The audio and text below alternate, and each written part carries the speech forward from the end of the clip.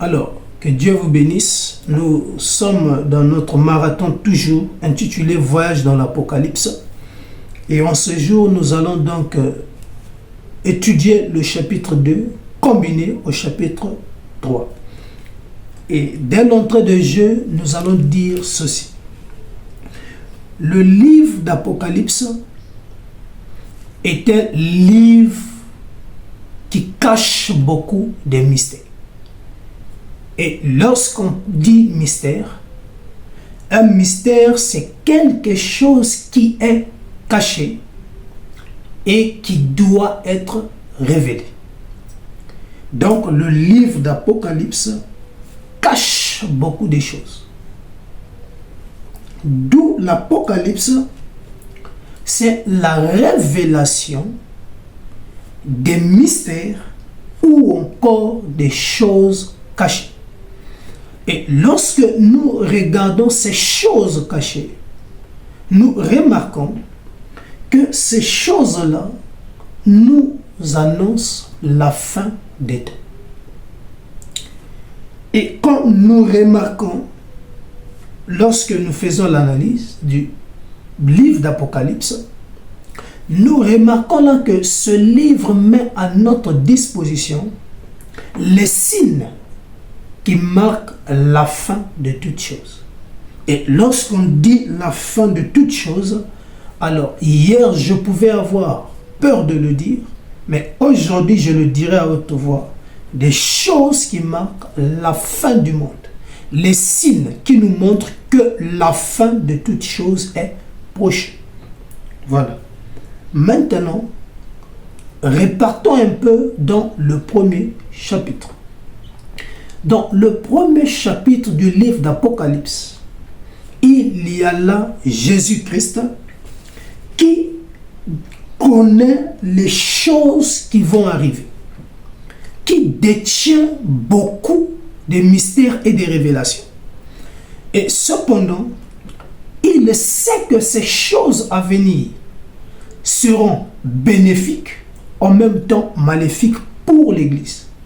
Alors, du côté bénéfique, pas de problème. Mais du côté maléfique, il se dit, je dois avertir mon peuple, afin que mon peuple ne soit pas surpris, ou que mon peuple ne puisse pas périr. Que faire? Il décide donc de transmettre ces informations à son Église. Maintenant, en quoi faisant? En adoptant un serviteur ou un prophète qui deviendra un canal par lequel Christ va communiquer avec son Église. Donc Jésus, ayant la connaissance de toutes choses et des choses à venir, il les transmet au prophète Jean.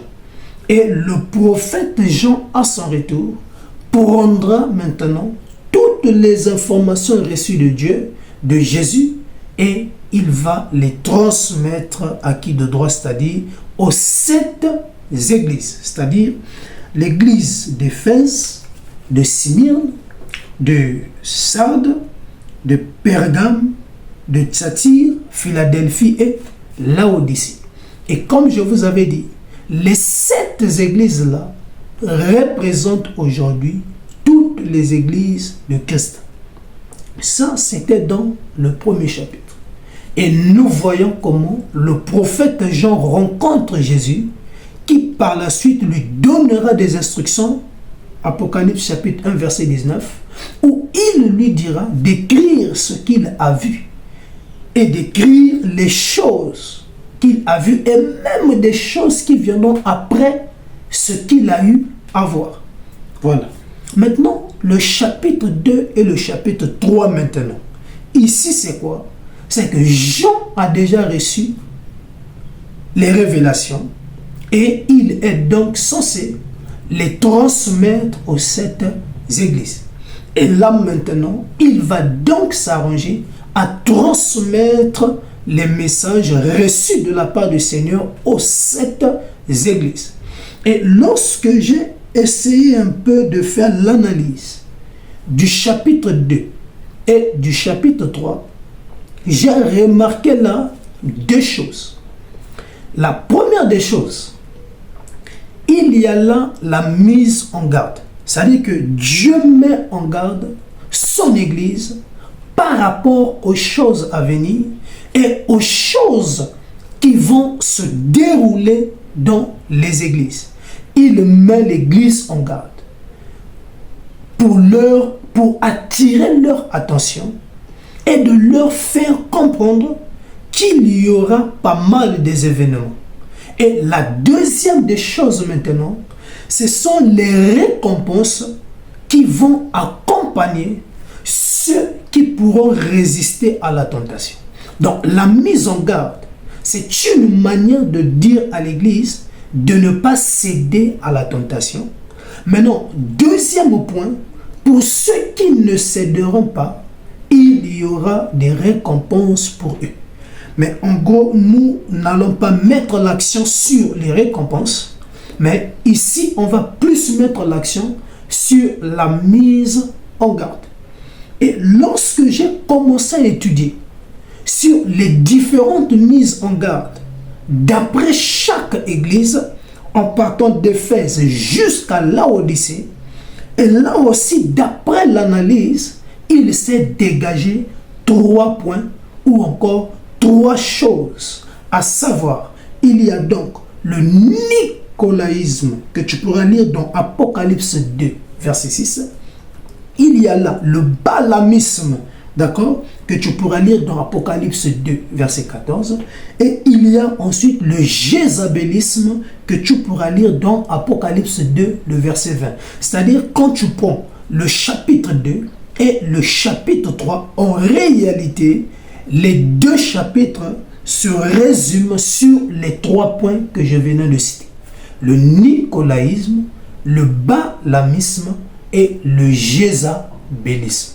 Alors, c'est ça qui fera l'objet de notre étude en ce jour. Attache ta ceinture de sécurité. Alors, sûrement, tu te poses la question de savoir c'est quoi le nicolaïsme. Comme j'ai dit, tu pourras le lire dans Apocalypse chapitre 2, verset 6, où il est écrit, tu as pourtant ceci, c'est que tu es les œuvres des Nicolaïtes, œuvres que je hais aussi. Ici, il est écrit que Dieu est l'œuvre des Nicolaïtes. Or, le nicolaïsme est pratiqué par les Nicolaïtes. Maintenant, quand on prend le mot nicolaïte, mais qu'est-ce que ça veut dire? Que veut dire nicolaïte ou nicolaïsme? Écoute, prenons nicolaïte. Donc, nicolaïte, ce mot-là contient 2 termes. Le premier terme, c'est Nicole. Et le deuxième terme, c'est laïte. Donc, il y a Nicole et laïte, ou encore Nico et laïte. Alors, lorsqu'on parle de Nico ou Nicole, d'accord, ça veut tout simplement dire conquérir, c'est-à-dire conquête, donc conquérir. Et laïte, ça veut dire croyant. Donc, le nicolaïsme, donc c'est une religion qui est mise en place dans le but de conquérir les croyants. Donc, c'est une doctrine mise en place dans le but de conquérir ceux qui sont dans le vrai afin de les amener dans le faux. Donc, conquérir les croyants afin de les détourner de leur salut. Ça, c'est le nicolaïsme. Ah, la question demeure maintenant. Comment donc ces gens-là vont faire pour conquérir les croyants afin de les détourner de la véritable adoration ou du bon chemin? Et là maintenant va donc s'installer le balamisme. Alors nous allons lire le balamisme au verset 14, où il est donc écrit ceci. Mais j'ai quelque chose contre toi, c'est que tu as là des gens attachés à la doctrine de Balaam. Mais avant qu'on ne parle de cette doctrine de Balaam, bon, nous allons aller plus loin. Qui enseignait à Balak à mettre une pierre d'achoppement devant les fils d'Israël pour qu'ils mangeassent des viandes sacrifiées aux idoles et qu'ils se livrassent à l'impudicité. Alors, avant qu'on ne parle de ce balamisme-là, on doit d'abord mettre l'accent sur le prophète Balaam. Alors, Balaam, si tu veux avoir plus d'informations sur le prophète Balaam, tu liras dans le livre de Nombres au chapitre 22 et tu pourras aussi lire le chapitre 23. Donc, les deux chapitres en tout cas te parleront de Balaam. Et de Balaam est né le balamisme. Alors, qui est Balaam? Bien aimé, Balaam était un prophète de Dieu. Un prophète ouin et un prophète authentique. Il travaillait pour Dieu. Il avait le sait, ainsi dit l'Éternel. Et lorsqu'il bénissait quelque chose, la chose était bénie. Et quand il maudissait, la chose aussi était maudite. Et voilà comment il y avait là un homme puissant ou un roi au nom de Balak. Et Balak, quand il comparait son armée ou son royaume par rapport à Israël, il trouvait là qu'il était toujours inférieur à Israël. Pourquoi? Parce que Israël était une grande puissance. Et donc, lui, son problème, c'était de vouloir dominer sur Israël et faire du mal à Israël, éliminer Israël afin que le monde sache que Balak existe. Mais vu que Balak savait que sur Israël reposait la main de Dieu, sur Israël il y avait là une grande puissance, une main forte, alors il décida de chercher un prophète qui a le c'est ainsi dit l'Éternel, et que ce prophète-là puisse maudire Israël. Et si Israël est maudit, ça veut dire que la main de Dieu va se retirer du lieu des ténèbres afin que lui, Balak, ait la possibilité de faire du mal aux Juifs ou à Israël. Raison pour laquelle, lorsqu'il va faire sa recherche, il va remarquer là qu'il y avait un prophète au nom de Balaam. Et lui maintenant, il va mandater des gens pour aller chercher Balaam afin que Balaam vienne maudire Israël. Et chose qui a été faite, c'est-à-dire il va envoyer d'accord des messagers pour aller à la rencontre de Balaam. Pour dire à Balaam, le roi a besoin de toi, Balak a besoin de toi pour que tu viennes maudire Israël.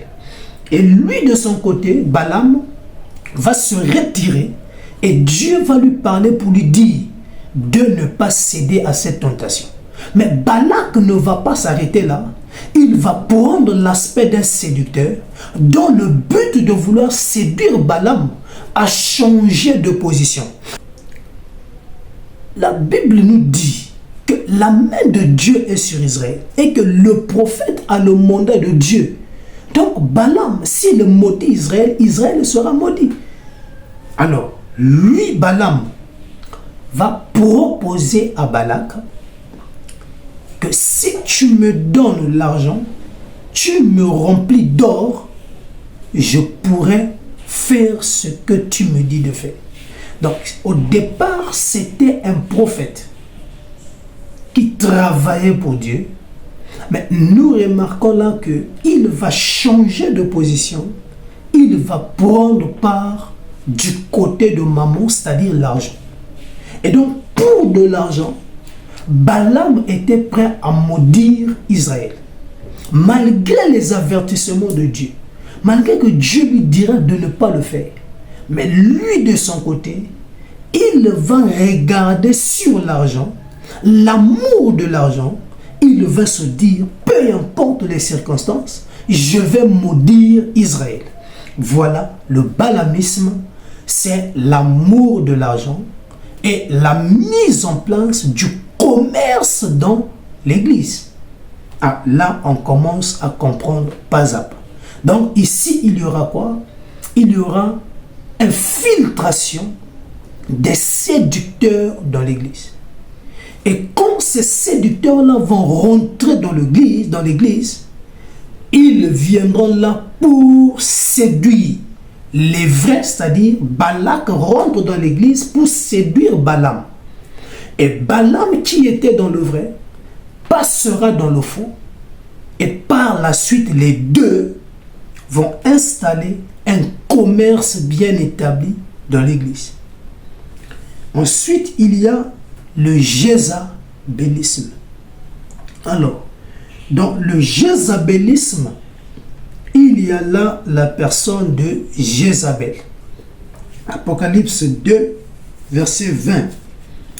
Mais ce que j'ai contre toi, c'est que tu laisses là la femme Jézabel qui se dit prophétesse, enseigner et séduire mes serviteurs pour qu'ils se livrent à l'impudicité et qu'ils mangent des viandes sacrifiées aux idoles. Ah, là, on nous parle du jézabélisme. Et lorsqu'on met l'accent sur le jézabélisme, il y a là quoi? Il y a donc là, l'enseignement, la séduction qui s'ajoute.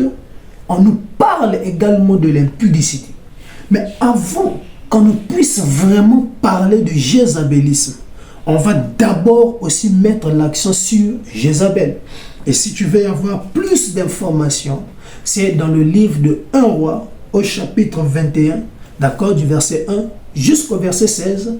Là-bas, on nous donne au moins l'image ou l'aperçu de cette femme Jézabel, et qui était précisément la femme du roi Akab. Et vous allez remarquer une chose, c'est que à cette époque-là, il y avait un homme au nom de Naboth. Et Naboth, la Bible dit, possédait une vigne. Et la vigne de Naboth se situait en face du palais du roi Akab. Et Akab appréciait tellement l'héritage de Naboth, il enviait ce terrain parce que ce terrain était situé à côté de son palais et le terrain de Naboth était un bon terrain. Alors il va aller auprès de Naboth. Il va proposer à Naboth de l'argent afin que Naboth lui cède son terrain. Malheureusement pour lui, Naboth va dire non, qu'il ne pouvait pas céder son héritage qu'il avait reçu de ses pères. Et vu que Naboth avait refusé de céder sa vigne, Akab était là mal à l'aise. Il ne pouvait plus manger, il était là vraiment hors de lui. Raison pour laquelle Jézabel va poser la question. Mais pourquoi te comportes-tu de la sorte? Et Akab dira, mais c'est Naboth qui me met dans cet état, parce qu'il refuse de me céder sa vigne. Et Jézabel va dire, petit problème, laisse-moi m'en charger. Mais lorsqu'elle dit, laisse-moi m'en charger, c'est pour faire quoi? Bien aimé, c'est pour donner des instructions. Qu'on puisse monter un complot contre Naboth pour dire qu'il a profané le nom de l'Éternel et par la suite qu'il soit lapidé. Elle donnera des instructions et on va tuer Naboth. Donc, Jézabel, c'est l'aspect du mensonge, l'aspect de faire mourir, d'accord, et l'aspect de combattre, bien aimé, les ouins de l'Éternel. Car vous savez vous tous comment Jézabel a combattu Élie. Et donc, par la suite, Naboth va mourir. Et lorsqu'elle va recevoir un rapport de ses messagers, elle ira dire à Akab, enfin, la vigne de Naboth t'appartient dès maintenant parce que Naboth n'est plus. Non, l'aspect d'une personne qui prend pour autrui et l'aspect de quelqu'un qui n'a pas un bon cœur. Donc, quelqu'un qui a un mauvais cœur. C'est ça, Jézabel. Et ensuite, la Bible met l'accent sur l'impudicité et sur l'enseignement. Ça veut dire que dans la bouche de quelqu'un qui proclame que des mensonges, ça veut dire là que les enseignements qui viendront de cette personne seront là une fausseté, donc une fausse doctrine. Donc le jézabélisme, c'est la mise en place des fausses doctrines dans l'Église. Et ces fausses doctrines-là ne viendront pas pour amener les gens dans la sanctification. Ces fausses doctrines ne viendront pas pour amener les gens au salut, mais ces fausses doctrines viendront pour que ces commerçants puissent mieux satisfaire leur ventre. Deuxième des choses, égarer les gens de leur salut, d'accord, et plonger plus les gens dans la sobriété afin que les gens deviennent tièdes. J'arrive et je vais m'expliquer tout à l'heure. Nous allons prendre un cas pratique. Genèse, d'accord, chapitre 3. Nous allons essayer un peu de prendre un cas pratique ensemble pour mieux comprendre le jézabélisme, le balamisme et le nicolaïsme. Alors, nous avons là Dieu qui établit un jardin, et c'est le jardin d'Élis ou encore d'Éden. Et dans ce jardin-là, il va donc planter des arbres. Et il va mettre Adam dans le jardin et pourra dire à Adam que tu mangeras de tous les arbres de ce jardin, mais quant à l'arbre de la connaissance du bien et du mal, tu n'en mangeras point. Donc, à Genèse chapitre 2, verset 16, l'Éternel Dieu donna cet ordre à l'homme: tu pourras manger de tous les arbres du jardin, mais tu ne mangeras pas de l'arbre de la connaissance du bien et du mal, car le jour où tu en mangeras, tu mourras. Ici, Dieu pose une doctrine.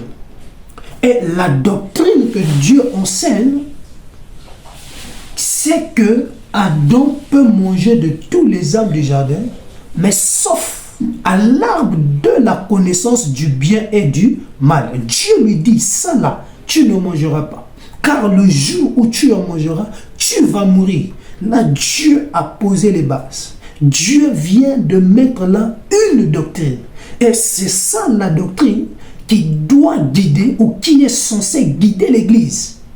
Maintenant, donc, le diable à son tour, c'est que Dieu a déjà posé un fondement.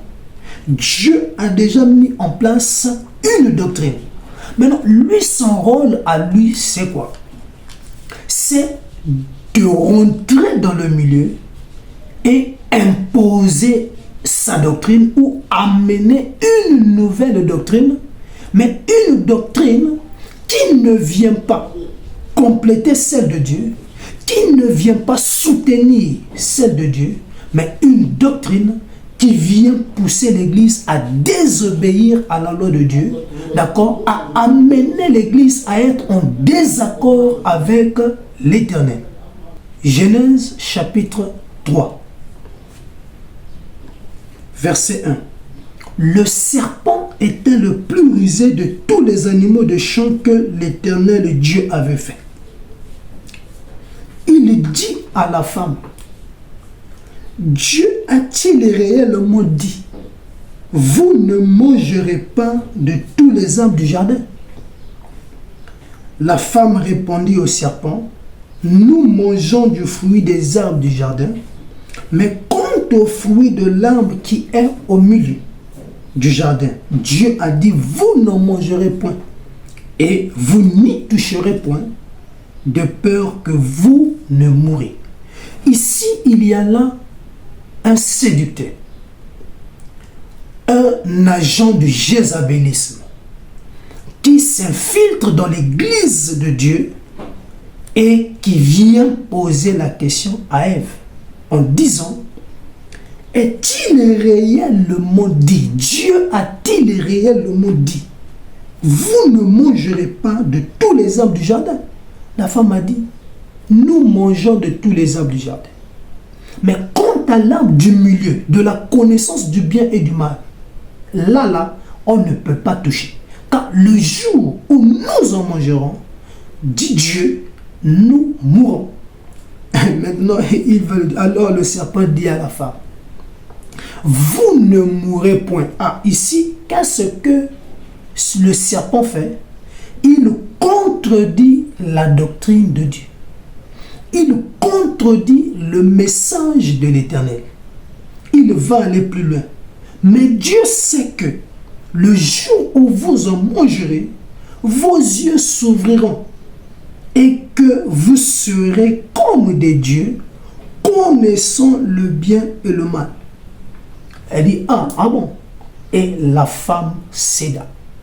Et lorsque Ève cède, c'est une manière de dire là que elle a été séduite.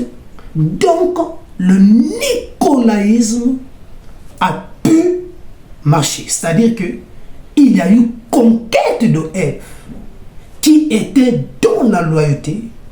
Elle a été introduite dans la déloyauté.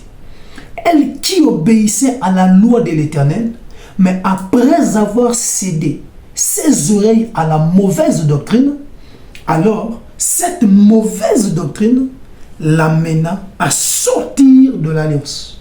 Et non seulement elle va prendre cette mauvaise doctrine, elle va aller la transmettre à Adam, qui tombera aussi par la suite. Et quelle est donc la conséquence? Dieu les mettra hors du jardin. Mais ça veut dire quoi? Attache un peu ta ceinture de sécurité. Et nous allons donc ensemble étudier aussi cela, d'accord, afin que tu puisses comprendre. Donc, en gros, le nicolaïsme, c'est la conquête des croyants. Et cette conquête se fait au moyen du balamisme et du jézabélisme. Et nous avons vu le jézabélisme, c'est la mise en place des fausses doctrines. Mais pourquoi en réalité, d'accord, mettre en place cette fausse doctrine? Attache ta ceinture, nous allons l'étudier tout à l'heure. Alors, nous allons prendre Genèse et Apocalypse, j'allais dire, chapitre 3, le verset 16, que nous enseigne la parole de Dieu. La parole de Dieu dit ainsi, parce que tu es tiède et que tu n'es ni froid ni bouillon, je te vomirai de ma bouche. Dieu dit, soit tu es froid, ou soit tu es bouillon. Mais si tu n'as pas de position fixe, c'est-à-dire que si tu n'es ni froid ni bouillon et que tu es au milieu, Dieu dit, je te vomirai de ma bouche. Donc d'après Dieu, il faut avoir une position fixe. Soit tu es avec Dieu, ou soit tu es avec le diable. Mais quand tu veux avoir un pied dans le Seigneur, un autre pied dans le monde, d'après Dieu, tu n'as pas là une position fixe parce que tu es tiède. C'est-à-dire que tu mélanges Dieu et le monde. Et d'après Dieu, il va te vomir de sa bouche. Et donc le diable savait que plus Adam et Ève s'abstenaient de ne pas consommer les fruits de l'arbre du milieu de la connaissance du bien et du mal, plus ils s'abstenaient de ça, ils vivaient dans la loyauté et ils étaient attachés à Dieu et ils vivaient dans la lumière. Et donc lui, son objectif à lui, c'était quoi? C'était d'apporter les ténèbres et plonger Adam et Ève dans les ténèbres afin que Adam et Ève puissent faire là un mélange entre la lumière et les ténèbres, afin que Adam et Ève deviennent tièdes. Et vu que Dieu est la tièdeur, c'est afin que Dieu maintenant puisse les chasser de sa présence. Et tout en sachant avant la chute, Dieu communiquait en permanence avec Adam et Ève. Et raison pour laquelle le diable lui maintenant va s'infiltrer pour s'aimer la fausse doctrine. Et du fait que Adam et Ève vont céder à cette fausse doctrine, ils vont plonger dans la déloyauté, dans la désobéissance, dans l'infidélité et dans les ténèbres. Mais vu que Dieu ne peut pas demeurer dans le milieu où il y a les ténèbres, alors Dieu était dans l'obligation de se retirer. Pourquoi? Parce que Adam et Ève étaient devenus tièdes. Et quelle a été la conséquence? Dieu leur avait chassés du jardin. Donc, en d'autres termes, Dieu leur a vomi de sa bouche. Or, l'objectif du diable, c'est quand il s'infiltre dans un milieu, d'accord, quand il constate qu'il y a là la lumière, il vient ôter cette lumière pour s'aimer la sombreté. Et quand la sombreté est là, ça veut dire que la paix est retirée, d'accord, l'attachement aux Écritures est retiré, et s'installe automatiquement l'apostasie ou encore l'abandon du premier amour. Apocalypse chapitre 2, d'accord, à partir du verset 4, où il est dit que ce que j'ai contre toi, c'est que tu as abandonné ton premier amour. Donc l'Église abandonne la foi pour se plonger dans l'apostasie. Or, lorsque l'on laisse l'apostasie prendre place, bien-aimé, ça veut tout simplement dire là qu'on perd la foi. Donc Dieu savait que l'ennemi va s'infiltrer pour s'aimer le désordre. Raison pour laquelle il transmet le message à Jean et dit à Jean d'attirer l'attention de son église. Que les Nicolaïtes viendront, les Balamistes viendront et les Jézabélistes viendront pour vouloir séduire mon église afin de la détourner de moi. Or, il s'avère que Dieu est l'homme qui est entre les 7 chandeliers. Et on a dit que les 7 chandeliers sont les 7 églises. Ça veut dire que Dieu est au milieu de son église. Maintenant, le rôle de ces 3 personnes-là, c'est de venir dans l'église et par la suite s'arranger à s'aimer le désordre afin que Jésus ou Dieu qui est dans son église puisse se retirer de son église. Et on avait aussi dit que Jésus avait dans sa main droite 7 étoiles. Or, les 7 étoiles sont les Éphésiens 4:11 que lui, il mandate. Mais malheureusement, certains Éphésiens 4 seront séduits par Balak et ils vont se transformer en amoureux d'argent ou en commerçants. Et non seulement cela, le diable aussi va mandater des Balak qui vont s'infiltrer dans l'église et qui vont travailler avec les étoiles de Dieu. Malheureusement pour eux, beaucoup commencent bien, mais finissent mal 2 fois en embrassant les dieux idoles, en embrassant la magie, la sorcellerie, en embrassant la franc-maçonnerie, etc.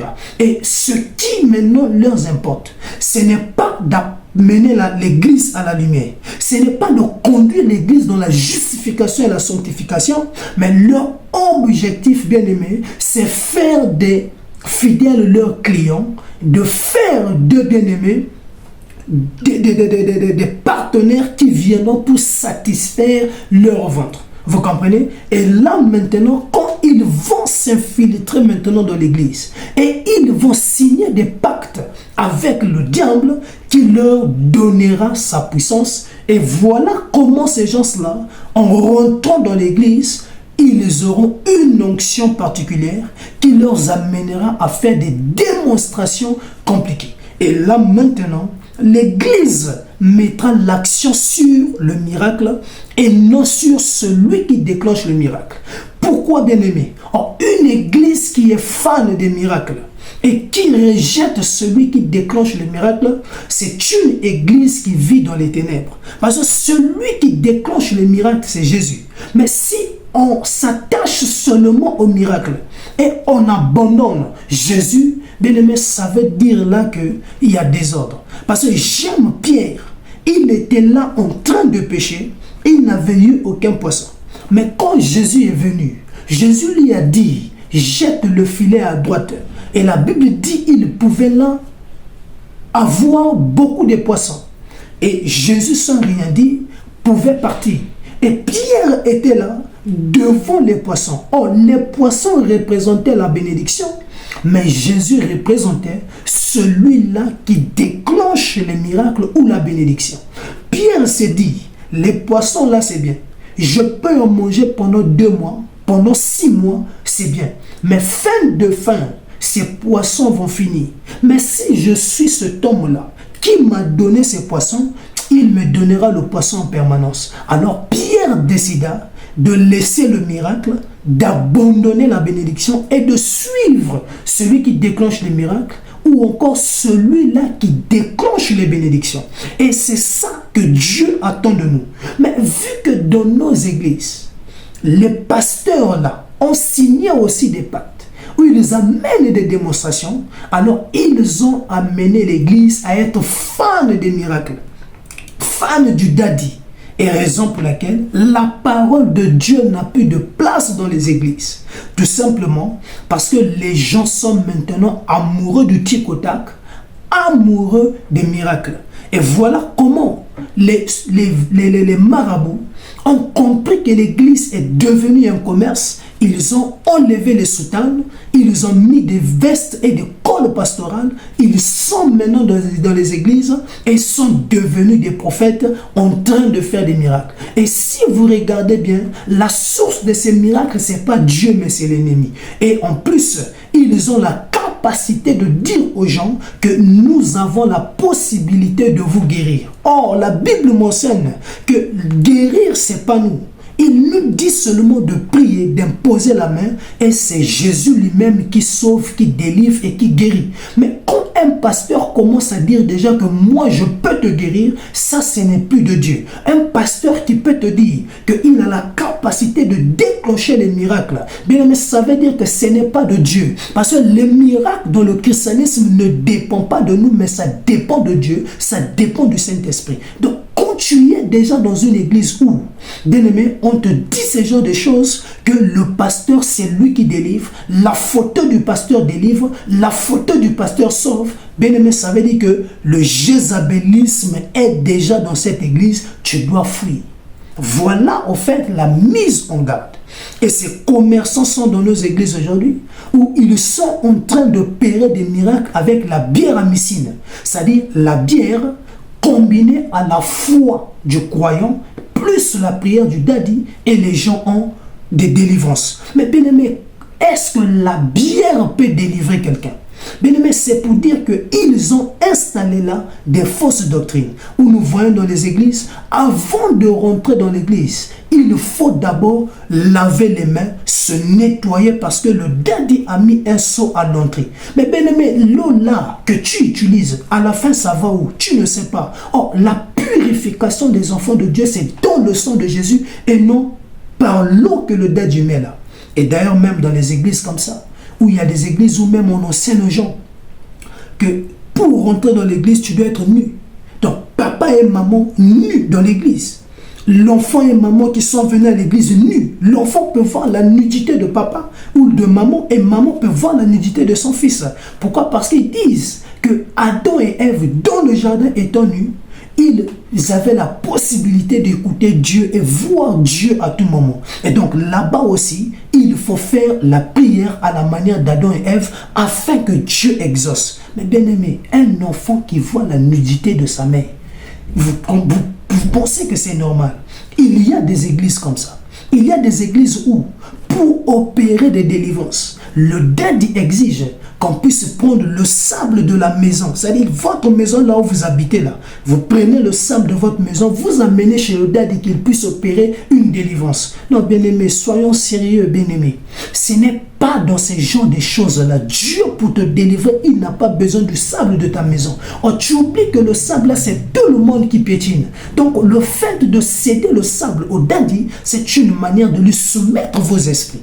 Non, c'est la manière pour vous de soumettre vos corps à ce daddy-là. Et vous allez remarquer, ils sont devenus des commerçants. Ils vont en Israël. Ils vont s'acheter là-bas, bien aimé, le vin de Cana. Donc, imaginez qu'un prophète qui dit que le vin que je tiens entre mes mains, c'est l'eau que Jésus avait transformée en vin. à la fête de Cana. Et ce vin-là, c'est ça que j'ai. Et la gorgée, ils le vendent à 5 dollars, 10 dollars. Et il faut voir comment les gens défilent pour aller acheter une gorgée bien-aimée de ce vin. Parce que les gens sont esclaves des miracles. Bien-aimés, le vin de Cana, vous pensez que à l'époque de Jésus, et jusqu'à maintenant, là, ça peut exister. Mais il y a des gens qui sont encore dans l'ignorance et qui partent quand même acheter ce bouchon-là. Et il y a encore un autre prophète qui vend dans son église la terre de Jésus. C'est-à-dire partout là où Jésus passait, là où il laissait ses empreintes. Lui maintenant, il prend là où il y avait les empreintes là-dedans. Il prend le sable là. C'est ça qu'il vend dans son église, 20 dollars pour les délivrances. Et il y a aussi des témoignages. Bien aimé, c'est pour vous dire, on doit sortir de l'ignorance parce que les fausses doctrines sont déjà là. Mais Dieu, pour son amour, il est en train de sonner la tempête par le canal des cols prophétiques pour te dire, reviens sur la véritable doctrine. Bien aimé, sors dans l'église des commerçants. Ou bien aimé, pour opérer un miracle dans l'église, il faut acheter l'eau que le daddy vend. Bien aimé, depuis quand les miracles sont basés sur l'eau? Écoute, je ne suis pas contre l'orientation du Saint-Esprit. Le Saint-Esprit peut t'orienter à prier pour cette personne et à lui donner de l'eau. Mais quand tu bases tout un ministère sur la vente de l'eau, ça, ce n'est plus de Dieu. Quand tu bases ton ministère sur l'huile, et là, vous écoutez là-bas, le Dieu de l'huile, Nzambé à l'huile, mais ça, ce n'est pas biblique. Ça, ce n'est pas de Dieu. Ce sont des choses qui viennent de Jézabel. Donc, ce sont des choses qui nous égarent de la véritable doctrine. Et quand ils vont rentrer avec la démonstration de la puissance, d'ailleurs, il y a même des catcheurs, d'accord? Quand je parle des catcheurs, je fais allusion au catch africain, précisément congolais. Vous allez remarquer que tous ceux qui pratiquent ce catch-là, bien aimé, ce sont des féticheurs. Même ces féticheurs-là ont compris que l'église, le prophétique paye. Ils sont maintenant dans les églises et sont maintenant des prophètes. Il faut écouter là-bas, Cana et prophétie. Tous les jours, c'est des prophéties, mais on n'enseigne pas la parole de Dieu. Bien-aimés, sortez de ces églises. Et il faut voir, avant que le catcheur là ne commence le service prophétique, mais il faut voir comment les fanfares sont joués dans l'église. C'est comme s'il était un combat de catch. Il faut voir le spectacle qu'il fait dans les églises. Et les enfants de Dieu, les soi-disant enfants de Dieu, sont amoureux de ces choses. Non. Restons connectés à la parole de Dieu. C'est là où Dieu nous dit, il nous met en garde. La tentation sera là. Les persécutions viendront. Les tribulations viendront. Mais on ne doit pas céder. Bien aimé, même si les faux viennent, on ne doit pas céder aux faux. Nous serons combattus. Parce que Jézabel, c'est l'aspect de quelqu'un qui combat Élie. Élie était un prophète ouin, mandaté par Dieu. Mais nous voyons comment Jézabel et Akab vont s'élever pour faire la guerre à ce prophète. Donc ça veut dire que quand ils viendront pour séduire, il y aura une partie qui va se laisser séduire, mais il y aura une partie qui va résister. Mais la partie qui résiste là doit continuer à résister et ne doit pas céder. Mais ça ne sera pas facile. Ils vont utiliser des moyens nécessaires pour nous combattre. Ils vont monter les frères contre nous, les sœurs contre nous, afin qu'il y ait bien aimé désordre, afin que la paix soit ôtée. Parce que la Bible dit que le diable est un voleur. Donc quand il s'infiltre dans un milieu, là où il y a la paix, qu'est-ce qu'il fait? Il vole la paix. Il monte les frères les uns contre les autres, afin qu'il y ait naissance des conflits, naissance des guerres. Et c'est ça maintenant qui lui donne la possibilité de mieux régner dans le milieu. Et non seulement cela, vous allez les voir, ce sont des impudiques et qui couchent avec les femmes de l'église et surtout par rapport à leur pacte. Ils on leur donne les orientations d'être des homosexuels, raison pour laquelle l'homosexualité bat record dans le milieu de l'église. Mais quand vous êtes dans une église où le pasteur est homosexuel, où les homosexuels dominent dans l'église, il faut quitter cette église-là. Bien aimé, en outre, et il couche avec des femmes mariées, parce que ce sont des recommandations. Mais ça, c'est quel type de pasteur qui couche avec la femme de son fidèle, sans se rendre même compte que le jour que son fidèle sera que le daddy couche avec sa femme, qu'est-ce qui va se passer? Et deux fois, ces femmes-là, elles résistent à leur homme pour aller céder le corps au daddy. Deux fois, elles partent dans les retraites d'une semaine avec le daddy. Et vous allez remarquer, ces femmes-là sont beaucoup plus soumises au daddy qu'à leur mari. Mais non, tu dois être soumis à ton mari et au daddy. Mais ces gens-là couchent avec des femmes mariées, couchent le plus souvent aussi avec des femmes enceintes. Donc, bien aimé, c'est pour vous dire, quand tu es dans une église où on fait ce genre de choses, tu dois quitter.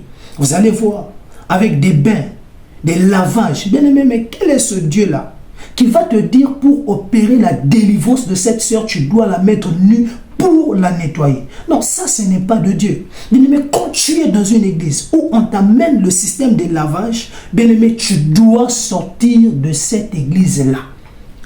Et il y a même d'autres où la Bible dit que Élisée, pour prier pour l'enfant de la femme sunamite, monta sur cet enfant. Et la Bible dit ici, aimez-vous les uns et les autres. Mais ces gens-là, ces commerçants-là, ont changé la formule de ce verset biblique où ils disent, aimez-vous les uns sur les autres. Car Élisée, pour opérer un miracle, il était obligé de monter sur l'enfant de la femme sunamite. Et donc, eux aussi, qu'est-ce qu'ils font? Quand les mamans viennent pour les délivrances, ils sont obligés de monter sur les mamans. Non, ça, ce n'est pas de Dieu. Et j'ai vu un autre, pour délivrer la sœur des maris de nuit, il va dire à la sœur, vu que toi, tu n'es pas saint, tu n'as pas la puissance, tu n'as pas la sainteté. Moi, je suis saint, j'ai Jésus. Toi, tu n'as pas Jésus. Qu'est-ce qu'on va faire? On va s'unir par le canal des rapports sexuels. Comme ça, toi, la sœur, tu vas me transmettre tes maris de nuit et moi, je vais te transmettre la sainteté. Mais vu que moi, je suis saint, si tu me transmets tes maris de nuit, dans mon corps, les maris de nuit là ne vont pas résister parce que moi, j'ai de power, j'ai la puissance de power. Et cet esprit va céder, va mourir. Et voilà la sœur qui s'en va calmement, bien qu'elle est mariée, céder son corps au daddy. Et quand le daddy passe à l'acte, il ne met même pas le préservatif. Voilà la conséquence, c'est des grossesses que vous amenez dans les maisons. Et quand le mari demande c'est à qui, c'est pour le daddy. Donc ce sont des séducteurs et ce sont des partisans du mal. Ils viennent s'aimer le désordre dans l'église, dans les foyers. Imaginez-vous un fidèle qui apprend que sa femme est enceinte du daddy. Quelle est la suite? Donc c'est pour vous dire, le jézabélisme, le balamisme est là. La vente des brochures, des chapelets dans les églises, où on dit aux gens que si tu n'as pas la brochure, tu ne peux pas venir. Parce que tout sera basé sur la brochure. Voilà le commerce dans l'église. La vente des prières dans l'église. Bien aimé, ça, ce n'est pas de Dieu. Mais vu qu'il y a de ceux qui aiment le tic-au-tac, parce qu'ils se disent qu'avec Dieu c'est lent, ils vont céder à ces choses. Non, ne soyons pas comme Ève, ne soyons pas comme Adam, mais restons attachés et fidèles à la doctrine biblique. Parce que ces gens-là ne sont pas là pour nous caresser, mais ils sont là pour satisfaire leur ventre. Mais en outre, leur objectif, c'est nous détourner du salut, nous détourner de la sanctification et nous plonger dans les ténèbres. Raison pour laquelle Christ met en garde l'église. Parce qu'il dit, je reviens bientôt. Mais retiens ce que tu as. Retiens la sainte doctrine. Je viens d'ici pour prendre mon église. Et quand je viendrai prendre mon église, je viendrai prendre ceux-là qui vont résister aux tribulations, aux persécutions.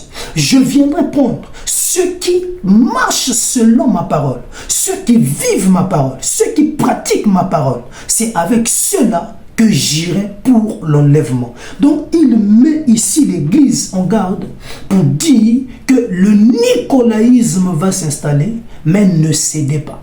Il y aura le balamisme, mais ne cédez pas. Le jézabélisme, les fausses doctrines, les enseignements qui viennent contredire la parole, ne cédez pas à cela. Et quand vous constatez que le pasteur ou le prophète commence à changer de position, quittez cette église-là.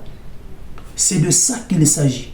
Apocalypse 2, Apocalypse 3, Dieu nous met en garde pour nous dire tout simplement, il y aura des faux docteurs, des faux prophètes, des faux apôtres qui vont s'infiltrer dans l'église. Mais nous, Dieu nous donne le discernement afin de comprendre que ces gens-là ne sont pas de Dieu, mais ce sont les envoyés de l'ennemi. Et par conséquence, Dieu nous demande de quitter ces églises-là et d'aller là où on va retrouver ceux qui sont dans la même doctrine que nous.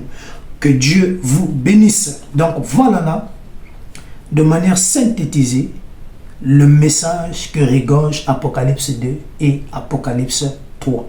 Que Dieu vous bénisse richement.